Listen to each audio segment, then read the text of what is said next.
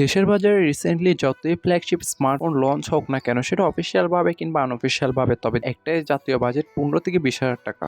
যে বাজেটে হাজারো স্মার্টফোন অ্যাভেলেবেল থাকলো, আসলে এটা কি ভ্যালু ফর মানি? কারণ ম্যাক্সিমাম স্মার্টফোনে এই বাজেটে কোনো না কিছু অপূর্ণতা রেখে দেয়। তবে হাতের 5 আঙ্গুল যেমন সমান নয়, তেমনি সব মানুষের চাহিদা সমান নয়। এই বাজেটের মধ্যে কেউ পারফরমেন্স সেন্ট্রিক স্মার্টফোন খোঁজে, কেউ বা ক্যামেরা সেন্ট্রিক বা ভিডিও সেন্ট্রিক, কেউ বা খোঁজে লং লাস্টিং। আর এই সময়ে এসে যদি আপনার বাজেট 20 কিংবা 21 হাজার টাকা হয়ে থাকে আর আপনি চাচ্ছেন এরই মধ্যে ভালো একটা পারফরমেন্স সেন্ট্রিক স্মার্টফোন নেবেন, তাহলে সঠিক ভিডিওতেই ক্লিক করে যান। কারণ আমি এই ভিডিওতে জাস্ট একটাই স্মার্টফোনের কথা বলবো, সেটা আপনার IQ Z10X। আমি মনে করি এটা বাজেটের মধ্যে খুবই সেরা যদি পারফরমেন্সের দিক দিয়ে তুলনা করেন। কারণ এতে থাকা মিডিয়াটেক ডাইমেনসিটি 7300, যেটা 4nm বেসড একটি চিপসেট হওয়ায় মোটামুটি পাওয়ার এফিসিয়েন্টও ছিল। অ্যান্ড্রয়েড 15 এর সাথে আসা স্মার্টফোনটি ব্যাকএন্ডে রান করবে ফান্টাস OS 15। তবে স্মার্টফোনটির আপনার চাইনিজ ভেরিয়েন্টটা বাজারে খুবই কম, সেক্ষেত্রে মাথা রাখবেন কিন্তু চাইনিজ ভেরিয়েন্টটা আপনার অরিজিন OS 15 থাকবে।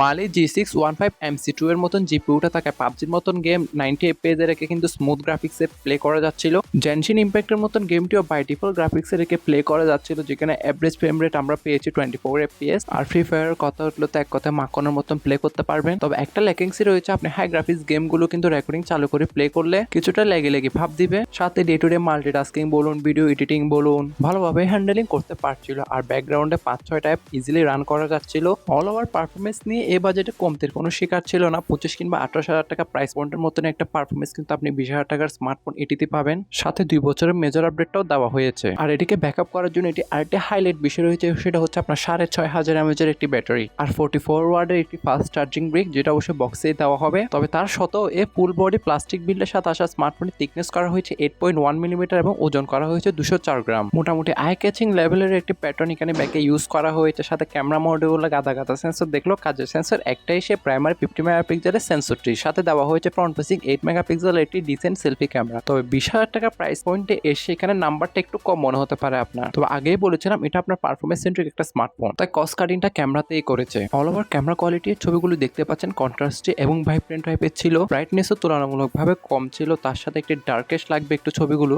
ডিটেলস এবং ডাইনামিক রেঞ্জ কিন্তু এক কথা হিমশিম খাচ্ছিল। সাথে লো লাইটের ছবিগুলো কিন্তু অনেকটাই সফট করে তোলে, আর থাকছে না কোনো ওএস এর সুবিধা। আর ব্যাক ক্যামেরা দ্বারা সর্বোচ্চ 4K তে আপনি ভিডিওগুলো শুট করতে পারবেন। আর ভিডিওগ্রাফির ক্ষেত্রেও কিন্তু বেশ কমতি মনে হবে। তবে আপনার যদি পারফরমেন্সের নজর থাকে তাহলে আপনি CMA Phone 1 কিংবা M35 আপনার স্যামসাং এর M35 এই দুটো স্মার্টফোনও দেখতে পারেন। ডিসপ্লে সেকশন আসলে আমরা দেখতে পারবো 6.72 ইঞ্চি মাপের ফুল এইচডি প্লাস রেজুলেশনের 120 হার্জ রিফ্রেশ রেট যুক্ত একটি IPS LCD প্যানেল, ফলে গ্রিন লাইনের ইস্যু থেকে দূরে থাকবেন। 393 PPI ডেনসিটি থাকায় ডিসপ্লে কালার কোয়ালিটিও মোটামুটি পাঞ্চি টাইপের ছিল বলবো। তবে আহামরি খুব একটা অ্যামোলেডের সাথে তুলনা করতে যায় না। IPS প্যানেল অ্যাভোয়েব্রেস টাইপের একটা রেজাল্ট আপনাকে দিবে। সাথে আউটডোর ভিজিবিলিটির জন্য এখানে 1050 নিটস এর HBM হাই ব্রাইটনেস মোডটাকেও দেওয়া হয়েছে। আর মাল্টিমিডিয়া এনজয় করার জন্য তো ডিউয়াল স্টোরেজ স্পিকার দেওয়া হয়েছে। তবে থাকছে না কোনো 3.5 হেডফোন জ্যাকের গর্ত আর সেকেন্ডারি স্পিকার। তবে আপনারা যারা ডুয়াল স্টোরেজ স্পিকারের প্রেমে পড়েছেন, অবশ্যই স্মার্টফোনটি স্পিকারটা তেমন আহামরি খুব একটা ভালো লাগবে না আপনার। সাথে IP64 এর রেটিং এ সময় কিছুটা পিছিয়ে বলবো।